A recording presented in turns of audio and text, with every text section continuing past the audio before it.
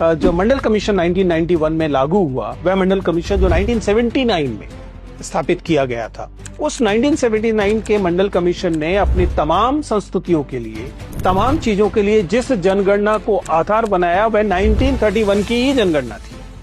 यानी कि 1979 में मंडल कमीशन स्थापित होता है और उसकी स्थापना के बाद स्टडी की जाती है, जिसके आधार पर वह प्रस्तावित करता है कि संभवतः इस समय ओबीसी जातियों की जो संख्या है वह 52% है, ऐसा अनुमान मंडल कमीशन में आता है। लेकिन इसका आधार क्या था? 1931 के सेंसस थी, यानी हमारे पास कोई लेटेस्ट डेटा नहीं था। उसी के आधार पर लगभग 27% का आरक्षण जो है ओबीसी को दिया गया।